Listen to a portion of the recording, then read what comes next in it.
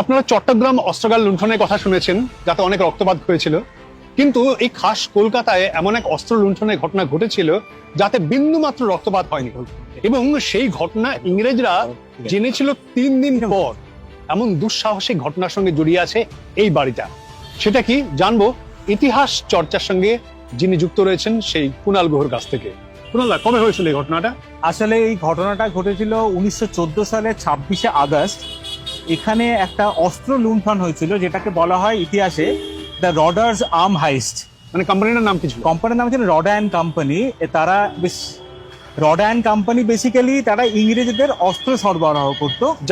German company. এবং এখানে এই বাড়িটার ভেতরে একটা রাস্তা আছে, ওটাকে বলতো, ওটার নাম হচ্ছে ভ্যানসিটাট লেন। ভ্যানসিটাট লেনের ভেতরে তখন রডার অফিস ছিল। এবং 1914 সালে 26শে আগস্ট এই ঘটনাটা ঘটে, এবং সেই মাসেরই 30 তারিখে প্রথম স্টেটসম্যান পত্রিকায় একটা মস্ত বড় লেখা বেরিয়েছিল, the greatest daylight robbery.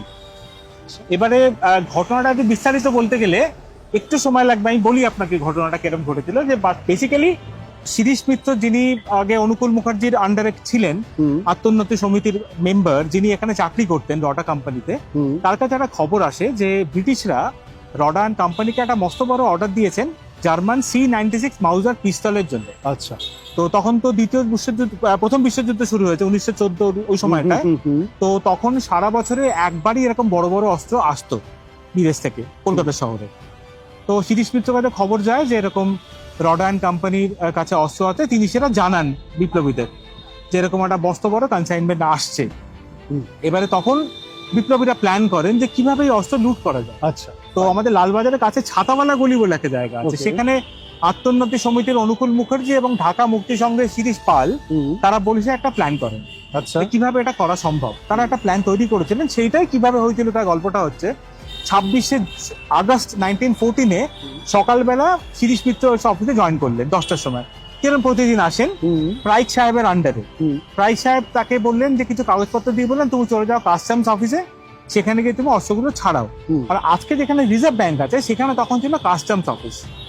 আর শিরীষ মিত্র ছিলেন রডা কোম্পানির কাস্টমস ক্লিয়ারিং এজেন্ট। তিনি তো সমস্ত কাগজপত্র নিয়ে 6টা গরুর গাড়ি করে, তখন তো মোটর গাড়ি সেভাবে ছিল না, গরুর গাড়ি ছিল, 6টা গরুর গাড়ি করে তিনি এই রাস্তা দিয়ে গেলেন কাস্টমস অফিসে। আচ্ছা। এটা ছিল প্ল্যান, যাচ্ছেন নর্মালি। এবারে বিপ্লবীরা যেটা করেছিলেন যে একটা 7 নম্বর গরুর গাড়ি, সেটা চালাচ্ছিলেন হরিদাস দত্ত বলে আরেকজন স্বাধীনতা সংগ্রামী। আচ্ছা। তিনি সেই সময় দেশওয়ালি গারোয়ানের বেস করে ওরকম করে তাকে মেকআপ দেওয়া হয়েছিল, করে তিনিও ওই রাস্তাটা, এই রাস্তাটা দিয়ে যাচ্ছিলেন, উনি আসছিলেন ওই দিকের রাস্তাটা দিয়ে। এবং ফাইনালি যখন কাস্টমস অফিসে যায় তখন 6টা গাড়ির সঙ্গে 7 নম্বর গাড়িটাও জুড়ে যায়। আচ্ছা। যখন রাস্তায় দেখা হয় তখন শিরীষ মিত্র হরিদাস দত্তকে দেখে বলে যে তুমি কেন দেরি করেছে, বলে প্রচন্ড বকাঝকা দেন, যাতে মনে হয় যে উনি একটা সেম গ্রুপেরই একটা মানুষ। পুরো 7টা গাড়ি একসঙ্গে চলে গেল কাস্টমস অফিসে, কাস্টমস ক্লিয়ারিং হলো। ওই 7টা গাড়িতেই অস্ত্র এবং গোলা বারুদ, বেসিক্যালি বুলেটস আর গান, সেগুলো লোড করা হলো। 7টা গাড়িতেই লোড করা হলো।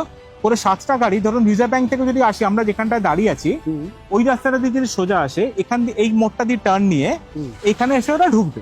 আমরা বেসিক্যালি দাঁড়িয়ে আছি এই টেলিফোন ভবনের সামনে, টেলিফোন ভবনের সামনে দাঁড়িয়ে আছি, উল্টো দিকে স্ট্যান্ডার্ড ইন্স্যুরেন্স বিল্ডিং।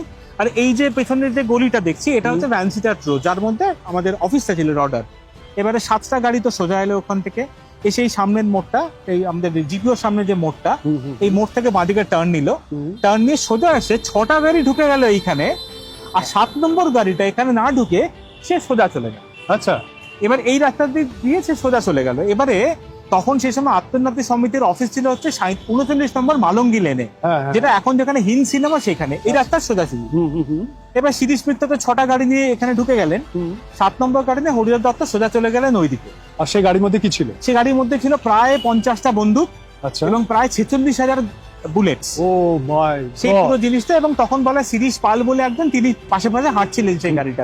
তারা ওখানে চলে গেলেন, গিয়ে 39 নম্বর মালঙ্গি লেনে সেই গাড়িটাকে খালি করা হবে। তখন সেখানে প্ল্যান ছিল একটা মোটর গাড়ি আসা। আচ্ছা। কিন্তু কোনো কারণে মোটর গাড়িটা আসেনি। তখন তারা কি করেন, তারা ওখানে 2টো ঘোড়ার গাড়ি তারা ভাড়া করলেন, করে তারা জেলিয়াপাড়া লেনে ভুজঙ্গভূষণ ধর বলে একজনের বাড়িতে নিয়ে গেলেন অস্ত্রগুলো। উনি সেই সময় ছিলেন প্রেসিডেন্সি কলেজের ফিজিক্সের টিচার, স্টুডেন্ট, সরি।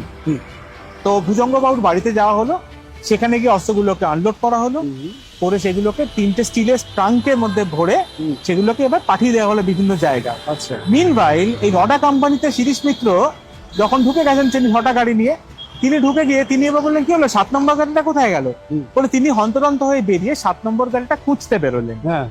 এবারে শিরিষ মিত্র 7 নম্বর গাড়ি খুঁজতে বেরোলেন। এবার ব্রিটিশরা কিন্তু জানেই না যেরকম কোনো একটা ঘটনা আচ্ছা, ঘটেছে। আচ্ছা, এটা হচ্ছে 26 তারিখে। 29 তারিখে তখন প্রাইক সাহেবের কাছে খবর আসে যে এরকম একটা ঘটনা ঘটেছে, বেশ কিছু গোলা বারুদ এবং বন্দুক মিসিং। তখন এখানে পুলিশের বড় কর্তা ছিলেন টেগার সাহেব। আচ্ছা। তখন তিনি কুখ্যাত টেগার সাহেব, টেগার সাহেবের কাছে উনি কমপ্লেন করলেন যে আমার বেশ কিছু বন্দুক, বেশ কিছু গোলা বারুদ এবং আমার ক্লার্ক শিরিষ মিত্র মিসিং। সেই কমপ্লেন গেল 29 তারিখে। তখনই ব্রিটিশরা যে নড়ে চড়ে বসলেন যে এরকম একটা ঘটনা ঘটেছে, এতগুলো বন্দুক পাওয়া যাচ্ছে না। তার আগে বুঝতেই পারেননি। এবার সেটাই বলছিলাম, 30 তারিখে স্টেটসম্যান পত্রিকায় লিখলো the greatest daylight robbery. সত্যি। এবারে কি হলো ঘটনাটা, শিরিষ বাবু যিনি এখান থেকে 7 নম্বর গাড়ি খুঁজতে বেরিয়েছিলেন, তিনি এখান থেকে সোজা চলে গেলেন শিয়ালদা। হ্যাঁ। শিয়ালদা থেকে ট্রেন ধরে তিনি চলে গেলেন উত্তরবঙ্গে। আচ্ছা, উত্তরবঙ্গ। তিনি সেখানে পালিয়ে গেছিলেন। পরবর্তীতে ব্রিটিশরা বেশ কিছু খুঁজে পেয়েছিল বন্দুক, কারণ ওরা ওই ঘোড়ার গাড়িগুলোকে ট্রেস করতে পেরেছিল। আচ্ছা। সেখান থেকে তারা খুঁজে পায়। তারপরে এই গোলা কিংবা বন্দুকগুলো এগুলো তো বিভিন্ন বিপ্লবী সংগঠনের কাজে লেগেছে। বিভিন্ন বিপ্লবী সংগঠনের কাজে লেগেছে। আমরা এরকমও শুনেছি বাঘাযতীন যখন বুড়িবালামের তীরে যুদ্ধ হয়েছিল সেখানে এই বন্দুক ব্যবহার হয়েছে। আচ্ছা। চট্টগ্রাম অস্ত্রাগার লুণ্ঠনে এই বন্দুক ব্যবহার হয়েছে। কাকরি রেল যে লুট হয়েছিল সেখানে এই অস্ত্র ব্যবহার হয়েছে। বিভিন্ন জায়গায় অস্ত্র ছড়িয়ে গেছিল এটা। কিন্তু শিরিষ মিত্র আলটিমেটলি কোনোদিনও কোনো খোঁজ পাওয়া যায়নি। আমরা জানি না উনি কোথায় আছেন। সত্যি। আর হরিদাস দত্ত, ছোট্ট কথা বলেনি, সেটা তো হরিদাস দত্তকে পরে পুলিশ গ্রেফতার করেছিল। আচ্ছা। কিন্তু ওনার কোনো মস্ত বড় সাজা মানে ফাঁসি বা দ্বীপান্তর বা যাবজ্জীবন কিছু হয়নি। কিছুদিন বাদে ওনাকে ছেড়ে দেওয়া হয়েছে। যে সমস্ত বিপ্লবীরা এই ঘটনা ঘটিয়েছিলেন তাদের মূর্তি রয়েছে হিন্দ সিনেমার কাছে। ভাবুন একবার, চট্টগ্রাম অস্ত্রাগার লুণ্ঠন নিয়ে আমরা প্রচুর কাহিনী শুনেছি, তা নিয়ে সিনেমা তৈরি হয়েছে, কিন্তু খাস কলকাতা এমন রক্তপাতহীন বিপ্লবের ঘটনা কিন্তু আমরা জানি না। প্রায় কদিনই বাদে এই ঘটনাটা।